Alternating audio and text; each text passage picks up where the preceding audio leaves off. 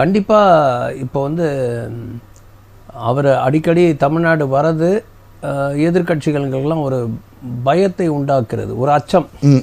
ஏன்னா இவங்க வந்து ஒரு தேர்தல் நடக்குது, பிரதமர் வந்து அந்த கட்சி ஒரு கட்சியின் தலைவர், ஒரு தலைவர் அவர் வந்து போகிறத அதை கடந்து போகாமல் அதை தான் விமர்சிக்கிறார்கள். அவர் வந்தாலும் இங்கே ஓட்டு வராது அப்படின்னு அவங்க இன்னொரு விமர்சனம் பண்ணுறாங்க. வரவேண்டிய நேரத்துலலாம் வரலையே, அதாவது டிசாஸ்டர் போது வரலன்ற பாயிண்டையும் சொன்னாங்க. நீங்கள் அதை குறிப்பிட மறந்துட்டீங்க. வரவேண்டிய நேரத்தில் வரவேண்டிய இடத்துக்கு வரவேண்டிய அவர் தான் பிரதமர், அப்படிதான் வந்துகிட்டு இருக்காரு. ரஜினியோட அந்த இடத்துல கரெக்டாக வந்துகிட்டு இருக்காரு பிரதமர். சரி, ஏன்னா இப்போ தேர்தல் நடக்குது, கண்டிப்பாக வரணும் பிரச்சாரத்துக்கு. நீங்கள் அப்படி பார்க்கும்பொழுது திமுக தான் இந்த குற்றச்சாட்டை முன்வைக்கிறாங்க. இவங்களுடைய கூட்டணி கட்சி ராகுல் காந்தி எத்தனை வாட்டி ராஜீவ் காந்தி எத்தனை வாட்டி வந்திருக்காரு தெரியுமா உங்களுக்கு? இவராவது தமிழ்நாட்டுக்கு 8 வாட்டி வந்தாருன்னு நம்ம சொல்றோம்.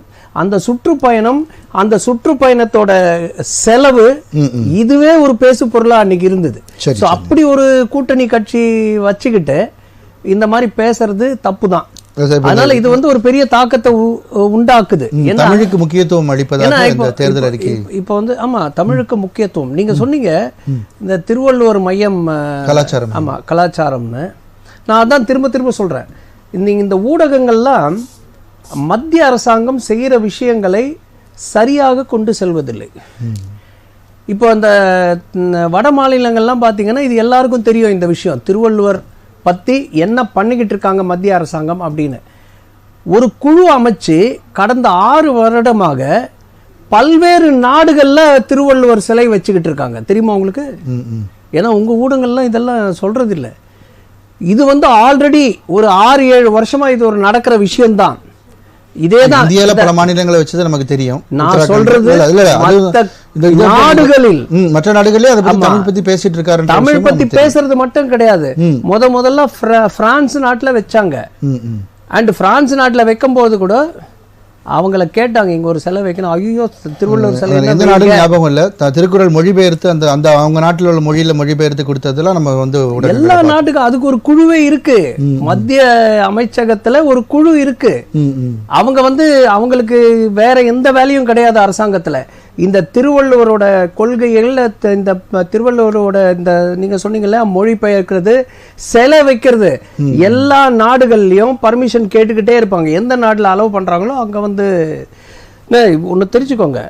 நம்ம விஷயங்கள் நமக்கு வந்து ஒரு பெரிய சாபக்கேடு. நம்ம நாட்டுல புத்திசம் இங்கதான் தொடங்குச்சு. போதி மரத்தடியில புத்தருக்கு ஞானம் வந்தது, புத்திசம். நம்ம நாட்டுல புத்திசம் கிடையாது. அதே மாதிரி யோகா இங்கதான் தொடங்குச்சு. வெளிநாடுகள்ல யோகா வந்து பெருசா நீங்க கிடையாதுன்னீங்கன்னா அது ஒரு பெரிய சர்ச்சையா போகும். அது வந்து புத்த விகாரங்கள் அளிக்கப்பட்டது, அது ஒரு பெரிய ஒரு சப்ஜெக்ட் கிடையாது. நான் இருக்கிற விஷயத்த சொல்றேன். அதே மாதிரி சமஸ்கிருதம் இங்கதான் தொடங்குச்சு. ஆனா நீங்க பாத்தீங்கன்னா ஜப்பான்ல வந்து அவங்களுக்கு 4 ஸ்கிரிப்ட் இருக்கு. அதுல ஒரு ஸ்கிரிப்ட் சமஸ்கிருதத்தை சார்ந்தது. அதே மாதிரி ஜெர்மனில பாத்தீங்கன்னா 12 யூனிவர்சிட்டியில 2ஆம் மொழியாக இருக்கு சமஸ்கிருதம். ஸோ நம்ம நாட்டில் வந்து நம்ம விஷயங்களை நம்ம நாட்டில் பேசுறது ரொம்ப அரிது. அது ஒரு காலகாலமா வர ஒரு சாபக்கேடு. மற்ற நாடுகள்ல இதை வந்து ஒரு பெருசா பாக்குறாங்க. அண்ட் மோடிஜி வந்து இதை இப்ப கையில் எடுக்கல. இப்ப வந்து சொல்றாங்க, அதாவது இந்த தேர்தல் இதுல என்ன சொல்ற தேர்தல் அறிக்கையில இது வருது. இது ஒரு முக்கிய அம்சமாக கொண்டு வராங்க. அது வந்து தமிழ்நாட்டுக்கு மட்டும் கிடையாது, ஒட்டுமொத்த அவர் வந்து தமிழ்நாட்டை சார்ந்தவர், பட் பாரதத்தை சார்ந்தவர். அவர் பாரதத்துக்கே ஒரு பெரிய ஐகான். அதை உலகம் முழுக்க கொண்டு போறதுல அவங்க பெருமை அடைகிறாங்க.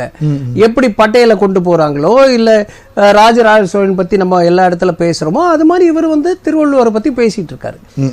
அதே மாதிரி பாத்தீங்கன்னா இப்போ இந்த தேர்தல் அறிக்கை இது வந்து நிறைய குற்றச்சாட்டு என்னன்னா, இது அறிக்கை மாதிரி இல்ல, புதுசா எதுவும் கிடையாது அப்படின்னு. அதுல ஒரு விஷயம் நான் கேட்கிறேன், இவங்க வந்து புதுசா எதுவும் கிடையாதுன்றாங்க. அப்பன்னா இது வரைக்கும் செஞ்சுட்டு இருந்த விஷயத்தெல்லாம் மறந்துடணும், அதை அப்படியே ஓரமா வச்சிடணும், புதுசா பண்ணணுமா? ஒரு 5 வருஷம் புது விஷயங்கள் தான் எடுக்கணுமா? பழைய விஷயங்கள் அப்படியே தொடரக்கூடாதா? அப்படி பார்த்தோம்னா 2014 ஆல்ரெடி பிரதமரின் திட்டங்கள்னு சொல்லி அது வெவ்வேறு பேர்ல ராஜீவ் காந்தி, சோனியா காந்தி, அந்த காந்தி, இதுல இல்ல நேரு, அந்த பேர்கள்ல 430 இருந்தது. அந்த திட்டங்களும் இப்ப செயல்படுத்தி கொண்டுதான் இருக்கிறாங்களா. அதை தவிர்த்து இன்னொரு 400 திட்டங்களை இவங்க கொண்டு வந்திருக்காங்க. சோ அதனால அதை வந்து அதெல்லாம் விடக்கூடாது. அதையும் தொடர்ந்து இப்போ உலகத்திலேயே என்ன தெரியுமா பார்த்துக்கிட்டு இருக்காங்க, இப்போ இந்திய தேசம், பாரத தேசம் வந்து ஒரு பெரிய பாய்ச்சலுக்கு தயாராகி கொண்டிருக்கிறது. அது வந்து திடீர்னு 2047 இதான் அவருடைய முழக்கம். அது அவருடைய முழக்கம். அது வந்து உலகமே நம்மள பார்த்துக்கிட்டு இருக்கு. அது வந்து ஒரே நாள் ஒரே ராத்திரில வந்தது கிடையாது. இந்த 10 ஆண்டு காலம் அதுக்கு ஒரு பிளாட்ஃபார்ம் அமைச்சு உலகமே நம்மள வந்து என்ன பண்ண போறாங்க அடுத்த 2047க்குள்ள எப்படி இவங்க வந்து உலகத்துல முதன்மையான நாடா வரப்போறாங்க, முழுமையா வளர்ந்த நாடாக எப்படி வரப்போறாங்கன்னு அப்படி ஒரு வியப்புல பார்த்துக்கிட்டு இருக்காங்க. அதனால இது வந்து 10 ஆண்டு காலமா இது செஞ்ச செயல்முறைகள் அது சஸ்டெயின் ஆகுது. அதை தொடர்ச்சியா தான். சரி சார், தொடர்ந்து பேசலாம் சார்.